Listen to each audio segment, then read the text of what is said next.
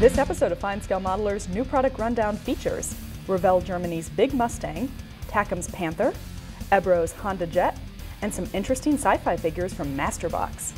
New Product Rundown, brought to you by Hobbyco, distributors of fine model kits from Italy, by HobbyZone USA, the source for all your workbench storage needs, and by Cult TV Man's Hobby Shop, the place to go for science fiction and fantasy kits, accessories, and more.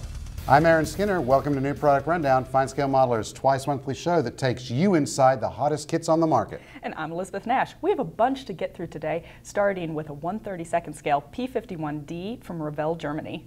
One of the most iconic fighters of World War II, the Mustang's been immortalized in plastic many times. Including a bunch in 1/32 scale, with notable recent releases from Tamiya and Zuki Mura.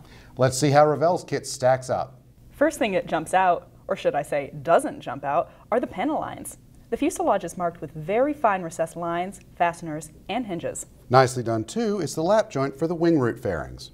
This kit represents early production P-51Ds without a tail fillet. The fact that the tail is separate hints that later versions may be in the offing. Both upper and lower wing halves are molded full span.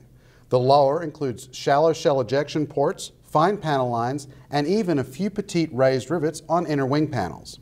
Just as on the real thing, the upper part of the wing serves as the cockpit floor. The cockpit comprises a suspended floor section with integral rear deck, side frames with controls and structural elements, the rear armor plate for the pilot and its support, and a two-part instrument panel with decal dials. Separate equipment details the turtle deck rack and dresses up the side panels, and there are optional seats, but no indication of which to use with the provided marking choices. Optional panel shrouds are also given, but as with the seat, you'll need to check references for which to use. Under and behind the cockpit sits the body for the belly radiator, which is molded with the frame of the tail wheel well. Detailed well sidewalls include thin doors in the open position. The parts are simply omitted if you are building the plane in flight. An insert shows the doors closed if you choose that option.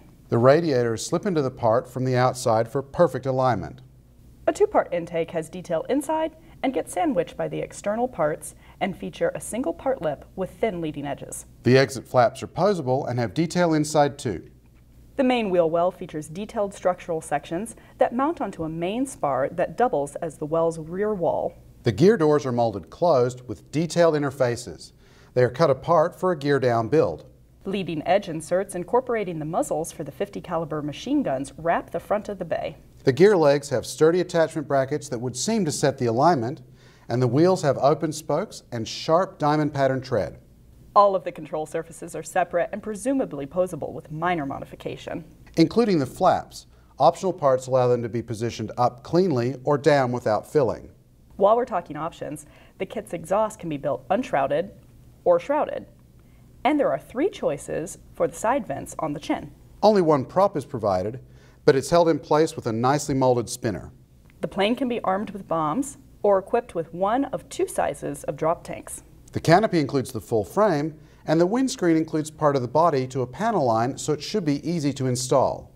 Lights in the gun sight are also supplied in clear plastic. Decals designed by Barracuda Studios provide markings for two fighters. Lu 4 with partially painted over D-Day stripes and dark green upper surfaces, and Desert Rat, an olive drab and neutral gray Mustang. There's a lot here, and the result should be a pretty well detailed P-51D. Plus, it's hard to beat the price. It seems that Panthers are the flavor of the month at the moment, with several recent releases of the German tank in 1/35 scale, including this kit from Takom. Takom's actually released two kits, this late production version and another early production version. They've also announced a mid-production version coming later. That contrasts with Revell's Panther G that we looked at in the last episode. The Panther A was the second most numerously produced version, with 2,200 built between August 1943 and August 44. As with the Revell kit, Takom's features a full interior. The lower hull has detail on the outside, including hatches and weld seams, as well as inside. The same can be said of the hull sides, which have suspension attachment outside, with wiring and torsion bar ends inside. Paired torsion bars cross the hull through structural and mechanical elements. The rest of the suspension comprises road wheel arms with detailed road wheels, drive sprockets, and idlers. Lincoln-length tracks with separate guide horns are included, and the kit provides jigs to align the road wheel arms and build track runs with appropriate sag. To finish the hull, there's an upper section with the sides, top, and glasses plate. It features welds and texture on the rolled panels. There's no Zimmerit molded on the plates, but Takom's publicity indicates that that may be available on later releases. The hull has detailed molded inside. There's also a rear panel, and all of the hatches, crew and engine, are separate and probably posable. The engine grills are well molded. Inside the hull is a pretty complete Maybach engine with a block, heads, plumbing, and exhausts. Firewalls to the front, and sides surround the power plant. Other engine equipment includes cooling fans, intakes, fuel tanks, and exhausts. Detail in the fighting compartment includes a transmission with brakes, controls, drive shaft, turret transfer case, seats, sponsons, floor, radios, and structural elements. Racks for ammunition and boxes of radio rounds occupy just about every possible space in the hull, and there are 96 full shells to fit the racks. Outside are fenders with thin outer lips, stowage boxes, well-molded tools with fine sprue attachment points, and fender skirts. Moving to the turret, it has a body with detail inside and separate front and rear plates. Optional mantlets are provided, but the instructions don't indicate which ones are appropriate for which marking options in the kit. The main gun is a single part with a separate two-part muzzle brake. The hatches are separate, and multi-part commander's cupola has solid plastic vision blocks. There are no clear parts in the kit. Turret detail comprises the main gun breech and controls, the basket floor, turret controls, power systems, ventilation, and seats. Photo etch frets provide the engine screens and 6-pointed antenna crowns. Braided copper wire is given for tow cables. Decals and color diagrams show markings for 4 Panthers in 3 color camouflage. A separate sheet has stencils and labels for the ammunition, and a 4-page insert guides interior painting. There's a lot in Takom's Panther, and the inclusion of minimal photo etch should make for a relatively straightforward build. And now for something a little different, Ebbro's 1/48 scale HondaJet. Designed to carry 5 passengers, the light business jet is being manufactured in Greensboro, North Carolina. Known as the HA-420, this is the Japanese car manufacturer's freshman effort in the aviation business. Fittingly, this is the first aircraft kit from Ebbro, a manufacturer known for cars. The fuselage comprises 3 parts, including 2 halves for the lower section from the nose back to the tail. Fine recessed panel lines and petite rivets mark the wing box and outline hatches. Optional upper fuselages are provided in red and blue, 2 of the colors the HondaJet is offered in.